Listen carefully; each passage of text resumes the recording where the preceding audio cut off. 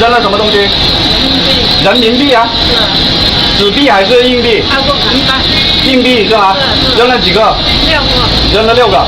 视频前这个眼神呆滞、思维混乱的大妈，便是本期的主人公。大妈姓陈，因为是第一次坐飞机，害怕出现安全隐患，所以就在飞机起飞前，往飞机上扔了几块硬币祈福，却没想到导致了飞机无法按时起飞。陈大妈表示，自己之所以往飞机发动机上面抛洒硬币，是因为自己认为这样的行为是在祈福，可以保自己的平安，却没想到会给自己和整个飞机上的乘客带来如此大的安全隐患。但是好在当时的乘务长在旅客登机的过程当中，偶然之间听见了有东西掉落在地面的声音，于是别人立马警觉了起来，开始寻找声音的来源。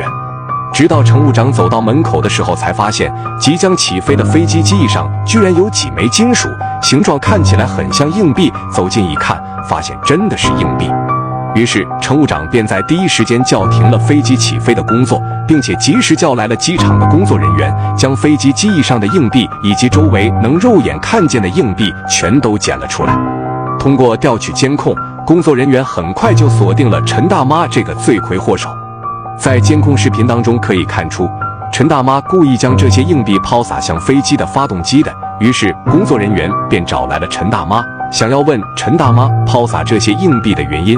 另一边工作人员也只能叫停了这架飞往泰国的飞机。当飞机上已经登机的乘客得知飞机暂停起飞的消息之后，一时间都颇有微词。